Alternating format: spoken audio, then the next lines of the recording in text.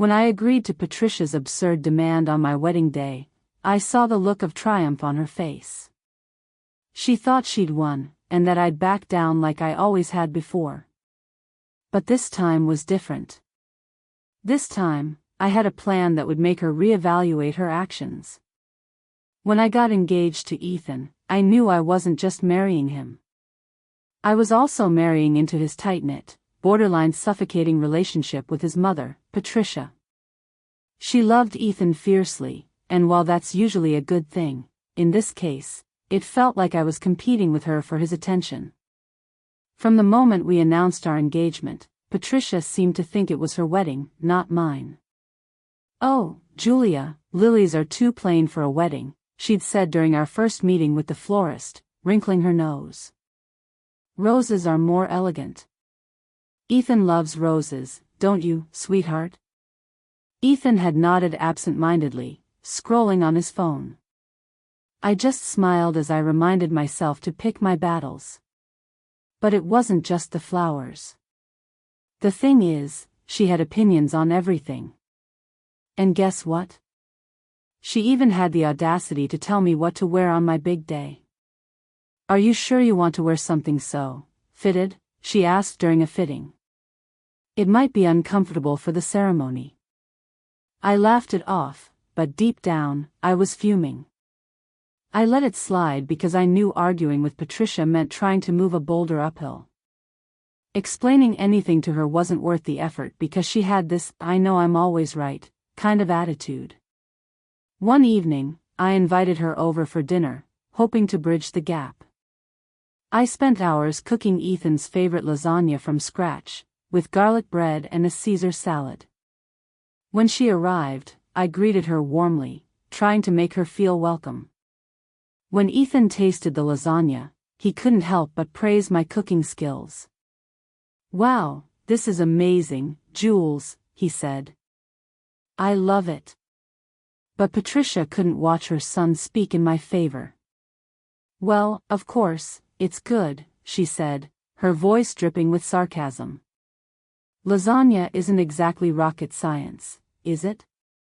Ethan didn't even notice what her mother said, while I could feel my cheeks burning.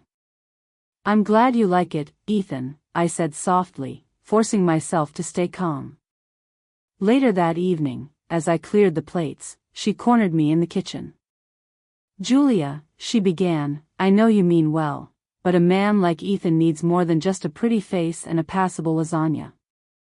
Marriage is a lot of work, dear." I wanted to snap back, to tell her to stop undermining me in my own home. But instead, I nodded and said, "Thank you for the advice, Patricia. I'll keep that in mind." The incidents kept piling up. Like the time she, accidentally, booked a weekend spa trip with Ethan the same weekend we had planned to visit a venue. "Oh, I didn't realize you'd made plans," she said, feigning innocence. "Ethan, you'll still come with me, won't you?"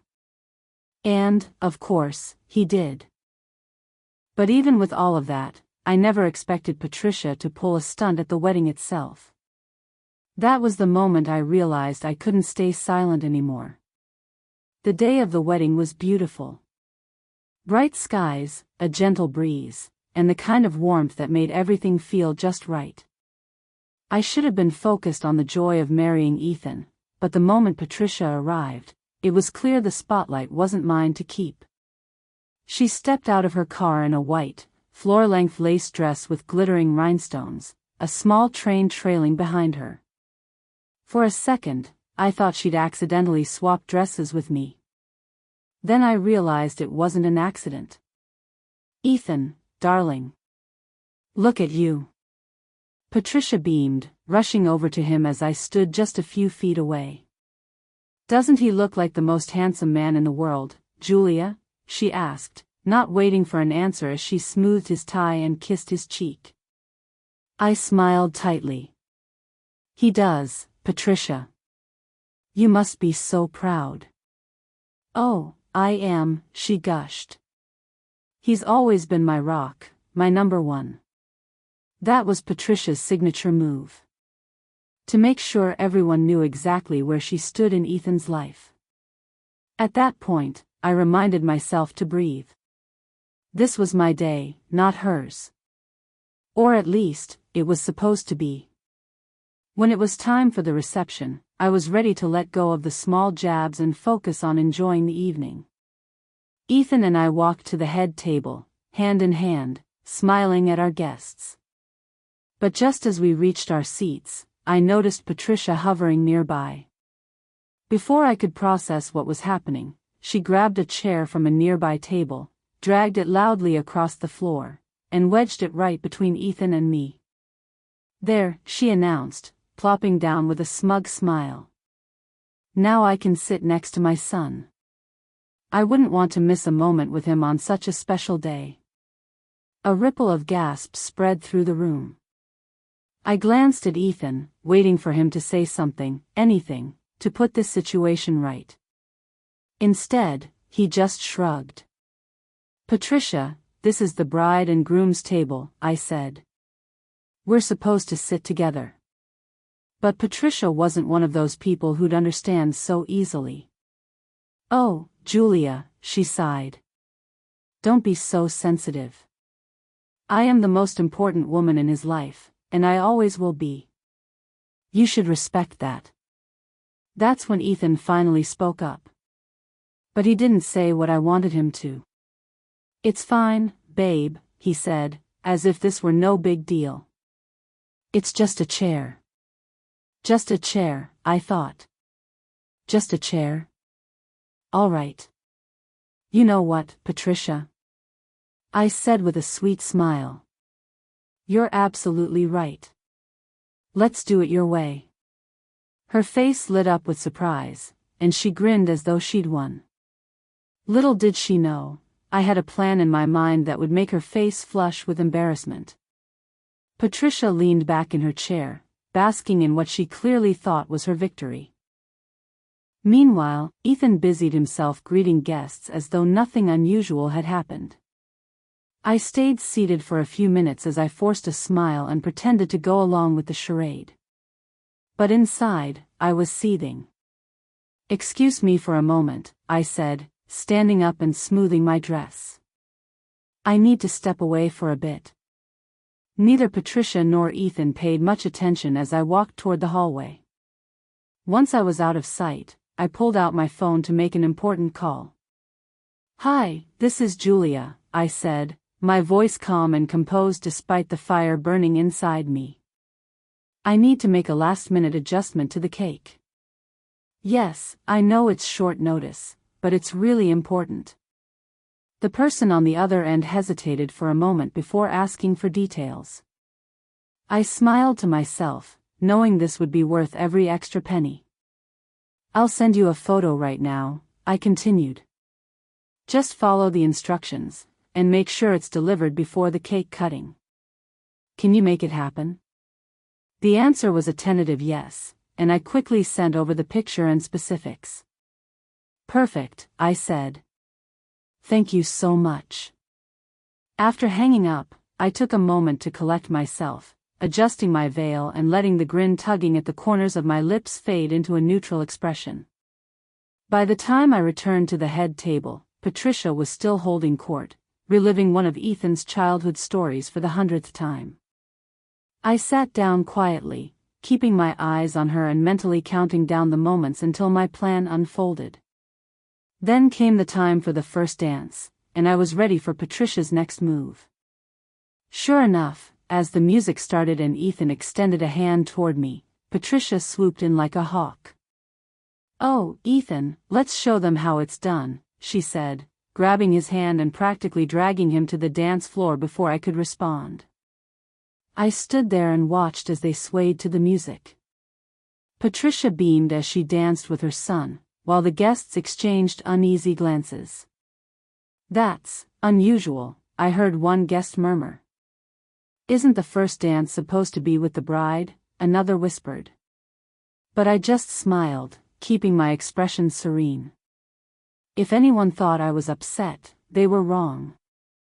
This was all going exactly how I wanted it to. After what felt like an eternity, Ethan finally returned to the table. "Sorry about that," he mumbled as he sat down. "It's fine, I lied." I glanced at Patricia, who was enjoying the attention she thought she'd stolen. And then came the moment I'd been waiting for. The cake cutting. The lights dimmed, and my bridesmaids carried in the three-tiered masterpiece, sparklers flickering as the crowd clapped and cheered.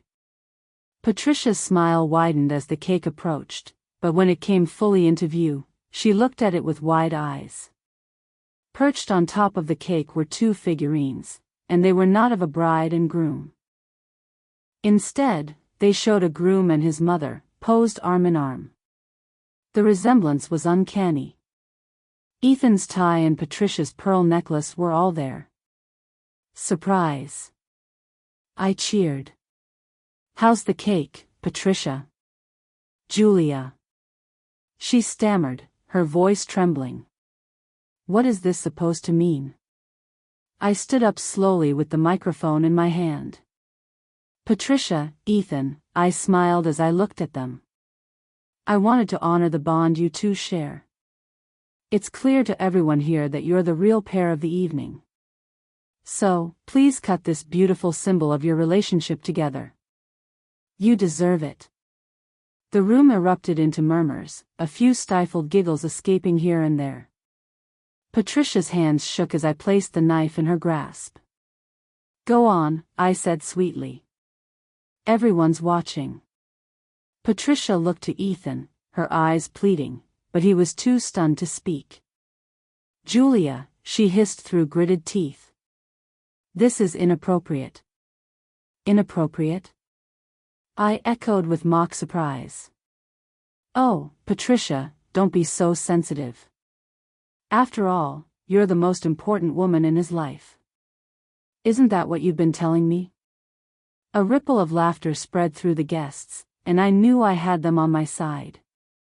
Meanwhile, Patricia's friends exchanged awkward glances. They felt clearly uncomfortable with the spectacle. I leaned into the microphone one last time. "Now, if you'll excuse me, I have better things to do than fight for scraps of attention on my own wedding day." I turned on my heel, signaled to my bridesmaids, and walked out of the reception. Behind me, I heard chairs shuffle, whispers grow louder, and the faint clinking of glasses. The crowd was beginning to disperse, leaving Patricia and Ethan in the awkward spotlight. By the time we reached the limo, my bridesmaids and I were laughing so hard, we could barely breathe. We popped champagne and toasted to freedom. They understood why I'd decided not to marry Ethan. Later, I heard Patricia tried to save face, but even her closest friends had their limits. "You brought this on yourself," one reportedly told her. "And Ethan?" "Well, he did come begging for another chance, but I was done. I canceled the marriage license the next morning and officially closed that chapter of my life. No regrets, and no second thoughts. Just a massive amount of relief and the knowledge that Patricia finally got the attention she always craved. Write in the comments what would you have done and subscribe to our channel D-Damn Mix.